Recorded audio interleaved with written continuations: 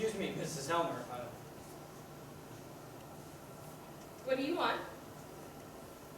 Sorry to bother you. The front door was open. My husband is not home, Mr. Krogstad. No, I know that.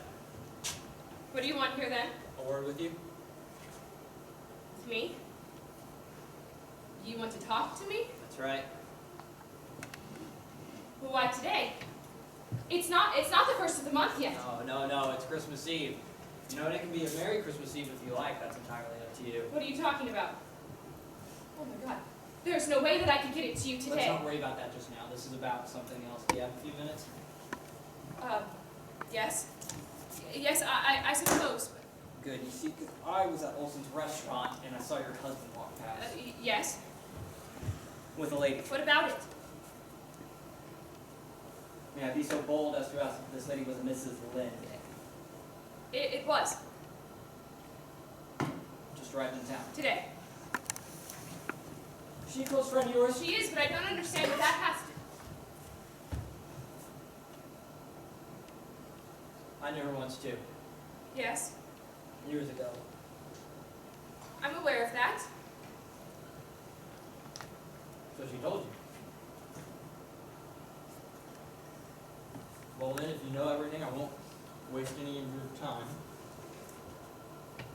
Has Mrs. Lynn been hired at the bank? Who do you think you are? Questioning me like this. You are an employee of my husband. But since you're so curious, the answer is yes.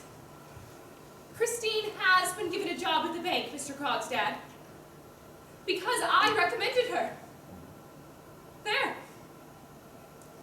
So I was right. Certain people do have some sway over others, Mr. Krogstad, and just because one is a woman doesn't mean that she's not.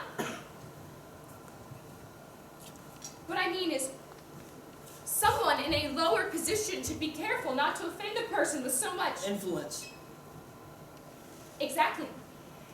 Well then, Mrs. Elmer, you'll be so kind as to use your influence on my behalf. What are you talking about? You're going to use your influence so that I keep my, how did you put it, my lower position at the bank. Oh. Mr. Krogstad, I don't have any influence, really. But I know it, I know, but surely, you can't expect that I have that much influence over my husband. Oh, please, I've known your husband for many years. Resistance or willpower. You never had more than any other man. If you say one word against my husband, I will throw you out of this house with my own hands. You're brave, Mrs. Elmer. But I'm not afraid of you anymore. When the new year comes, this will all be behind us.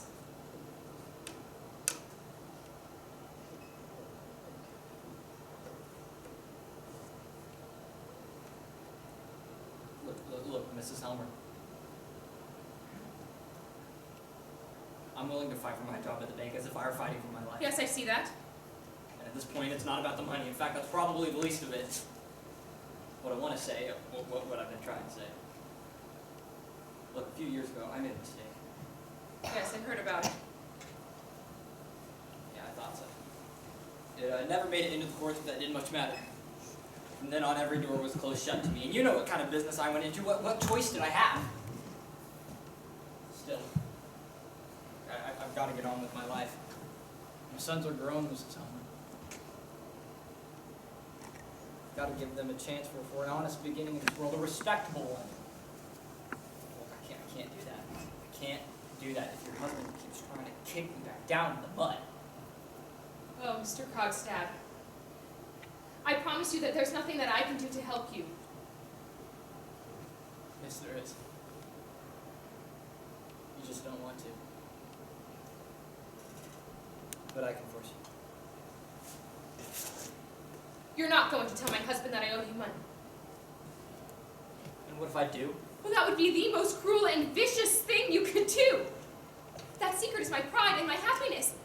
If he found out about it from you, and in such a disgusting way, it would put me in a most uncomfortable position. Uncomfortable? Uncomfortable, that's it? Just uncomfortable? Okay, do it then. Do it.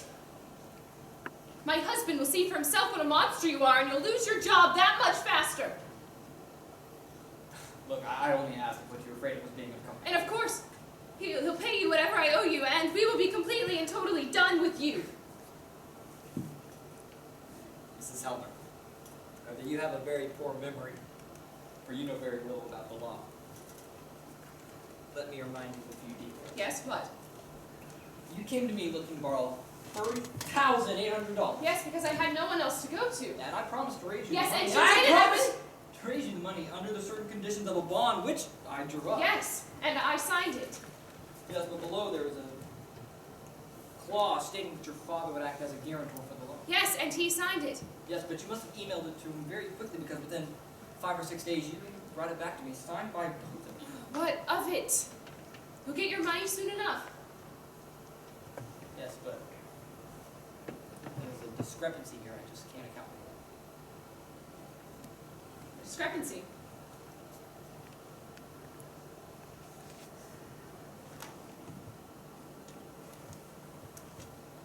Mrs. Helmer, I realize that must have been a very difficult time for you. Yes, it was. Your father was ill, wasn't He was dying. he? And he did die, didn't he? Yes. Do you perhaps remember the date? My daddy died on the 29th of September. Correct. I have it right here. Your daddy died on September the 29th. But this is where that discrepancy comes into play.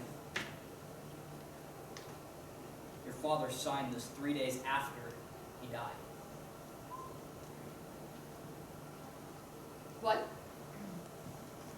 father died on September the 29th, but if you'll look right here, it's signed and dated October the 2nd. It's a discrepancy, isn't it? One that I sure can't account for. Instead of handwriting I think I recognize. Now, maybe it's just a mistake. Maybe he did sign it, just forgot to fill in the date, and somebody filled it in for him afterwards. It happens all the time. But it's the signature itself that matters. That is genuine, I assume. Mrs. Helmer, did your father sign this contract? No, he didn't. I signed it. Do you even know what you're saying? What of it? You'll get your money soon. I have to ask. Why didn't you just send the contract to your father? There was no way. I would have had to have told him why I needed the money in the first place. When he was so sick himself, I couldn't tell him that my husband's life was in danger too.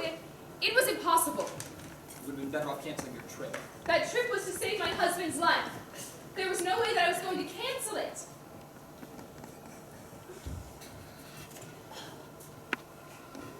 But you were cheating me, or did that matter? I couldn't bother to think about that. I didn't waste 1 second thinking about you. I hated you for putting all those obstacles in my way when you knew how sick my husband was. Mrs. Elmer, you clearly have no idea what you're guilty of. Let me tell you something. The one mistake I made, the one mistake I made, and it cost me everything. It's no better or worse than what you have just done. You mean that you did something to save your wife's life? The law doesn't care about motives. Well, then the law is useless. Useless or not, it is the law that will convict you if I produce this contract in court. No. I don't believe it. I don't believe it.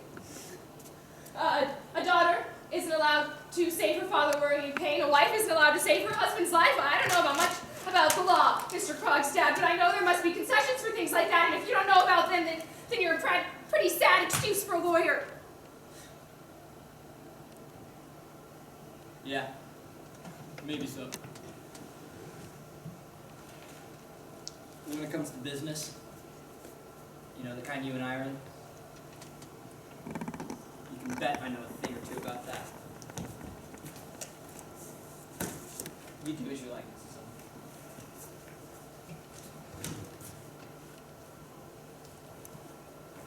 I know this. If I have to lose everything a second time,